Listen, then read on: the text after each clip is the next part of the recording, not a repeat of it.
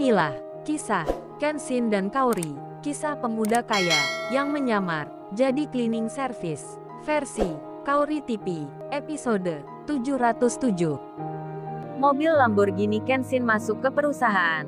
Semua orang pun melihatnya, termasuk Sarwenda yang langsung terpanah. Matanya berbinar-binar melihat mobil yang baru datang. Penampilannya sangat mengagumkan. Sarwenda pun jantungan saat membaca nama Kenshin yang tertera di sampingnya. Lamborghini Limited Edition. Sarwenda pun gemetaran. Nama itu adalah nama laki-laki ini. Sisilia temannya pun sama, yang melihat dengan terperangahnya. Sisilia tak menyangka, cowok itu orang kaya, benar-benar punya mobil mewah. Limited Edition pula. Kemudian mobil itu berhenti. Semua mata melihatnya. Termasuk Kenshin sendiri, yang jadi bertanya-tanya, siapa yang membawa mobilnya ini? Untuk datang ke sini, pintu Lamborghini pun terbuka. Keluarlah seseorang dari dalamnya. Sekejap mata langsung banyak yang terpesona. Wanita cantik bak putri, penampilannya anggun sekali. Tiba-tiba hadir di area perusahaan ini. Ferry anaknya Pak Tony. Tak bisa berhenti melihatnya. Semua karyawan lelaki di situ pun sama. Terpesona untuk kedua kalinya. Karena melihat wanita yang begitu cantiknya. Lamborghini Kenshin pun sampai tak dipandang lagi. Karena masih kalah dengan yang datang ini. Rupanya itu Kaori. Kehadiran Kaori langsung menyihir kaum lelaki. Mereka yang tak pernah melihat Kaori sebelumnya, dibuat terpesona melihat Kaori yang begitu cantiknya. Kaori memang masih memikat sekali. Dimanapun dia berada, selalu jadi pusat perhatian. Sarwenda dan Sisilia pun sama. Melihatnya dengan berkata, siapa ya Sisilia wanita ini? Kita kok belum pernah melihatnya. Sarwenda dibuat tak ingat sekejap. Akan mobil yang dinaiki Kaori adalah bernama Kenshin. Lalu mereka saling bicara, saling bertanya, hingga Kaori dihampiri Kenshin. Kenshin langsung menyapa. Tentu saja Sarwenda melihatnya. Cowok bernama Kenshin itu terlihat menyentuh wanita itu. Berdekatan sangat dekatnya, serta terlihat pula bos-bos yang ikut rapat tadi. Menghormati wanita tersebut, Sarwenda pun masih bertanya tentang Kaori siapa, hingga Pak Tony, yang perusahaannya diputus hubungan kerja oleh banyak relasi dan mitra bisnisnya. Hanya dalam hitungan menit, tak sampai 1 hari, perusahaan miliknya menjadi kolaps. Rugi besar terancam bangkrut. Pak Tony pun lalu didatangi bos-bos lainnya, yang mengatakan akan pamit undur diri. Oh ya Pak Tony, maafkan kita sebelumnya, kalau tak dilarang Tuan Muda. Kerja sama kita akan tetap berjalan.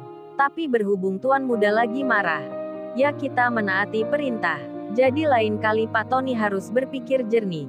Dengan siapa lagi bicara? Kalau saya tahu semenjak awal ada Tuan Muda di sini, pasti saya beritahu Pak Tony.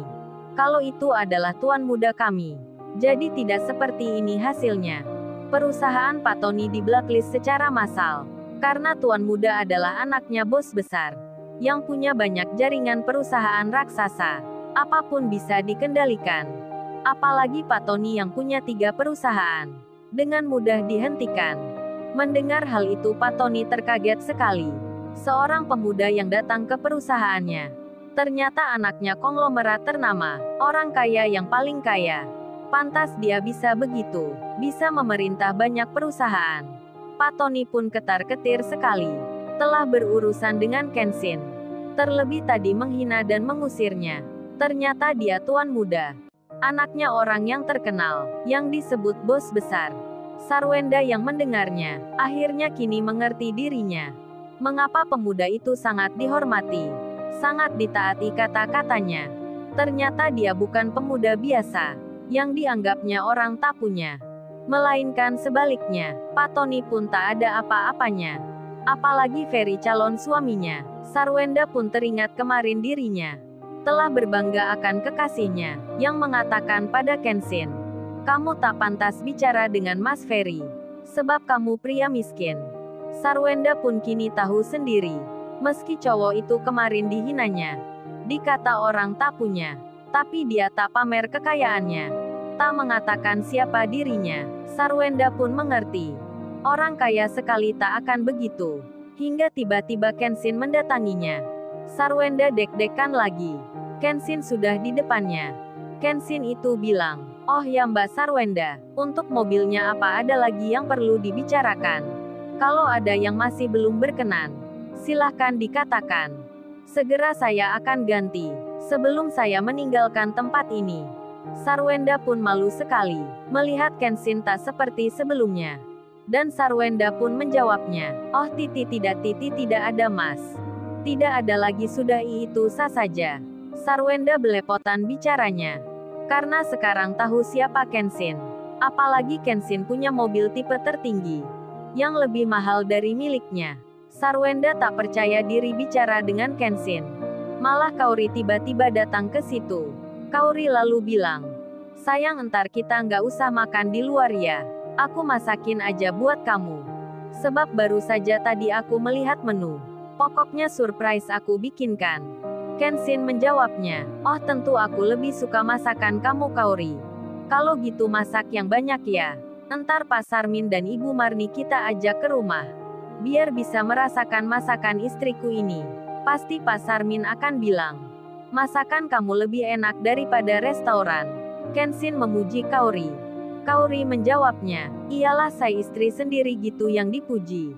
Kamu pasti membaikkan." Kaori tersenyum lalu bicara, "Kalau gitu aku tunggu di mobil ya Sai." Kaori melihat Sarwenda dan lainnya. Kaori sebenarnya sudah tahu cerita yang di sini. Tapi Kaori tak ikut-ikutan.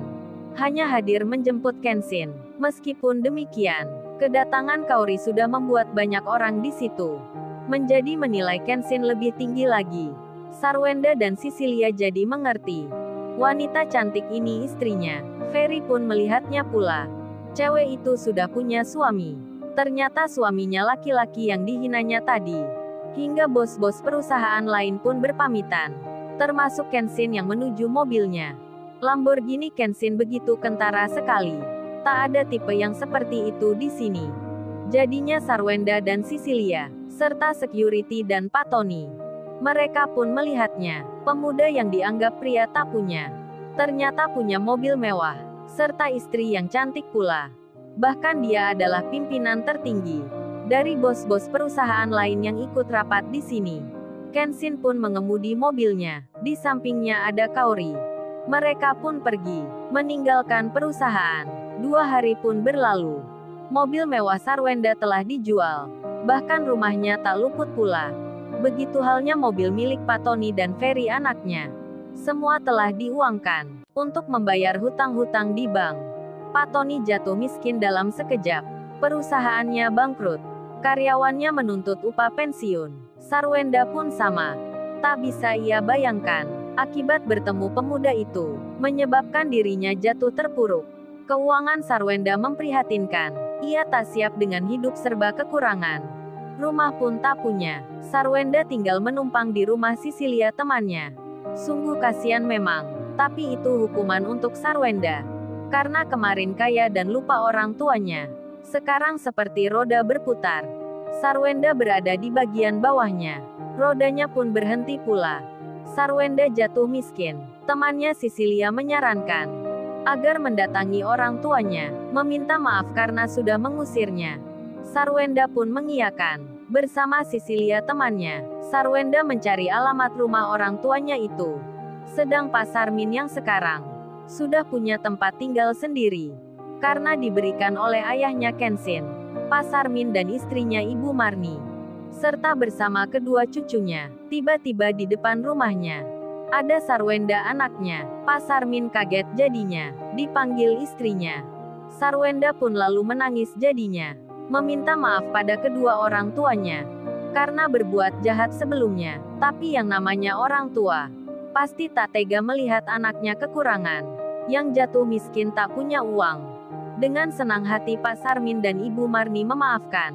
Di rumah itu sangat nyaman. Karena sudah ada perabotan di dalamnya. Yang dibelikan langsung oleh bos besar. Pak Sarmin lalu bilang, "Oh ya Sarwenda anakku, kalau kamu tak punya rumah, tak bisa bayar kontrakan, tinggal bersama bapak dan ibu di sini. Ini anakmu butuh perhatian." Sarwenda melihat anak-anaknya, menangis lagi dirinya. menyesal akan perbuatannya. Cecilia pun ikut meneteskan air matanya. Kemudian Pak Sarmin bilang, "Oh ya Sarwenda, kalau mau tempat kerjamu berjalan lagi, dan kamu bisa bekerja kembali, Bapak akan antar ke rumahnya Tuan Muda. Ajaklah orang yang punya perusahaan itu. Minta maaflah pada Tuan Muda. Bapak antar ke rumahnya. Keluarganya baik semua. Tuan Muda tak pernah menolak tamunya.